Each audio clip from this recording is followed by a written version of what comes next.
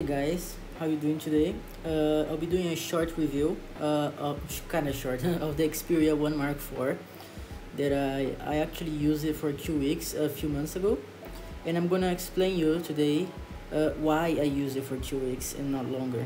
But can you see it's a really beautiful phone? The design this year it has really improved actually. In the last few years, Sony has changed the design very little, but little by little, they created a perfect feeling phone, very premium feeling. I had the Xperia 1 Mark II and it wasn't as premium as this one. This feels more sturdier. The 1 Mark II had like a weird feeling, like a hollow feeling in the back. This one is really solid. It feels really nice in the hand. I really like it. It's really beautiful actually. I like the Sony language, the Sony design. I always like the always on display from Sony because they have they have the little stickers, as you can see. But sometimes the double tap doesn't work. I don't know why. Look at that. That screen is just amazing, to be honest. But I'm not gonna talk much about this screen now. I'm gonna show you the camera, which is the most important thing people want to know, and then after I'll talk about the screen. Well, look at that. That's the camera. It's similar. There's a Camera Pro app. This is the basic mode, which is the one I use quite a lot because it had options to change white balance and stuff like that. Weirdly enough, the auto mode didn't give you those options, so I don't know why. You have the various options from the lenses as well, as you can see. I was quite annoyed though. The Sony, the zoom camera wasn't as good as I thought. Sony always creates loads of hype, but the zoom camera was quite poor actually. I didn't like it at all. It felt like the Xperia 1 Mark III camera was better, weirdly enough.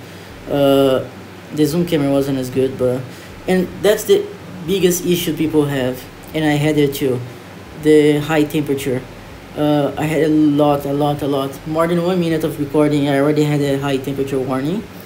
I think that's one of the biggest downsides of this phone. The main camera and the ultra wide camera were really good, but the zoom camera wasn't as good as I thought they would be. The high temperature warning is just so annoying. I was really disappointed, to be honest. But there's a Geekbench for those who care about it. I'll be showing you the results later. But the high temperature warning. Well, let me show you the raw files, which another disappointment. I never saw such bad raw files before. Look at that. And that's since the Xperia 1 Mark II. You see when I try to push the shadows, the halo around the image, you see? Looks like a rainbow or something. I don't have that issue in any other top of the line flagship. I never had those issues on my iPhone 13, 12 Pro on the RAW mode. And look how noisy it is. And I set on one of the lowest apertures, one of the lowest ISOs, and it's still very noisy. Look at that. I can't even like push shadows properly, and it just looks so bad. The editing latitude is really bad on this phone. I don't know why. I sometimes I just gave up and continue to shoot on JPEGs. Look at some pictures that I took with the zoom camera. You see, not very good. Not horrible, but the close-up photos are really good though. Look at that. With the main camera and it's really good. But the zoom camera wasn't as good as I thought. Some silly photos of. The selfie camera was quite good. It was quite an improvement from the previous Xperias. Actually, better than the other phones that I had. Better than the iPhone 13, so that's really good. But the RAW mode was actually my biggest disappointment with the camera, to be honest. There's some portrait modes that I took. I like the portrait mode from Sony. The bokeh is really natural and the edge detection is amazing. Good. Use the camera in all focal lengths to do the portrait mode, not just one or two focal lengths. So it's really versatile. And sometimes it produces good pictures like this one I'm showing you right now. It's actually quite a fast phone, as you can see. The processor, no complaints apart from the overheating. I guess that's a big complaint, right? But it's fast when it works. But when it overheats, the high refresh rate is disabled.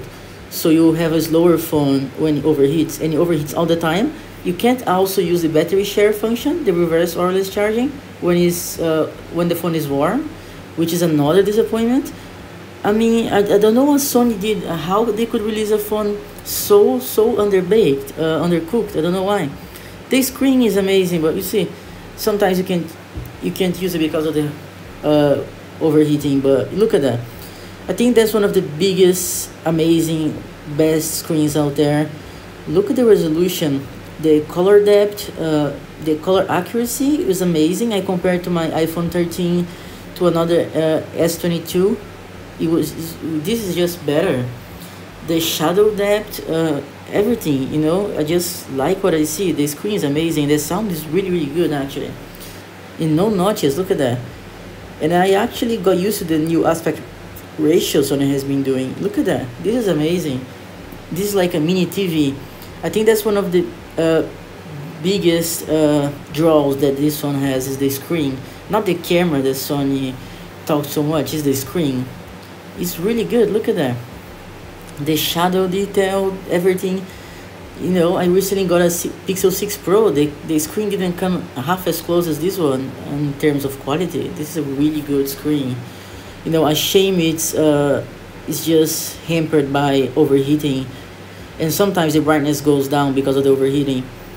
It's just such a shame. If Sony had used the Snapdragon 888 Plus instead, I would have preferred, because they just ruined the phone. You know, they just messed up with this overheating. I think that's the biggest downside of the phone. The overheating just caused so many issues. But look at that. I actually shot this video with the Xperia 5, by the way. Look at how good it is. But you know, in terms of video, I will show you some video samples later. It's okay, you know, like video recording is okay. But again, you can't record it for too long, more than 1 minute, and it already overheats and you start to lose functions on your video. And then, you know, it's just not good enough. When you want to, you know, record video, it's just actually, I think the video is the biggest downside of this phone, because actually the zoom camera is even worse on video. Oh my god, it looks so bad. I mean, even my iPhone 13 with the digital zoom looks better than the zoom camera on video on the Xperia 1 Mark IV. And we're talking about a $1,600 smartphone. I mean, are you joking right now? I mean, come on. And I'm a big Sony fan. If you know me, I've owned almost all phones from Sony in the last few years, you know. But Sony just messed up this year. This new zoom camera was just gimmick, to be honest. Yeah, so I just kept getting, you know, frustrated when I was shooting. Even in manual RAW mode, as I told you, the RAW files are horrible. I don't know what Sony did, but you know, what can I do? There's not much I can do, to be honest. But the screen was really good. I mean, if this phone was like, I don't know, $1,100 maybe, no, $1,000, then it would be worth it. But come on, $1,600 for such horrible issues, it's just not worth it. You know, just not worth it at all.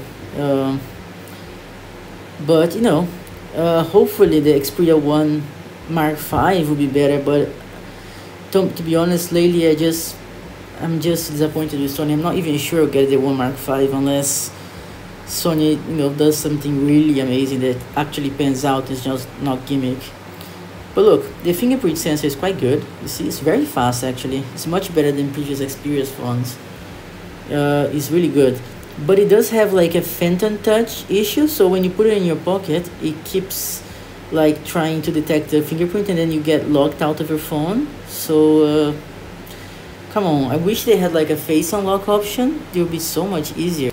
And this issue has been going on for quite a while actually, from the last 3 or 4 years on Sony phones. So I mean, they're overheating as well. I mean, come on. How long does Sony need to, you know, to sort out those kind of issues? But you know, I like the Sony phones because they have quite loads of options to configure the display, the quality and stuff like that. It's very geared towards, you know, the best experience for media watching, but it's not the best for photos or videos actually. But you know, it's a really nice phone. The Android 12 just looks amazing there. I like Sony implementation of Android, to be honest. In my opinion, is the best one out there, better than other phones. So that's a really good plus. The phone is very bright. The screen is very bright, as you can see. There's this music Pro app, which is quite good, I guess, if you record music and stuff like that. I mean, it's good. It's a very niche app, but it's still good that's your gig. There's the Cinema Pro app, as always. There's the same things. I think the phone is good. I think the biggest issue that just ruined the phone is the overheating. So if Sony had sorted out the overheating on their phones, it would have been much better. But they didn't, and they released the Xperia 5 Mark IV with the same processor, the same issues. I mean, come on.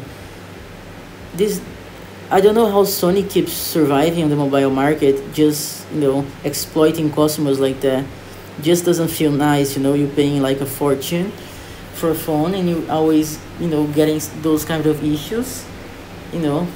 I had the Xperia 5 Mark III recently, which is, to be honest, for me, is one of the much better than the Xperia 1 Mark IV for pictures and videos.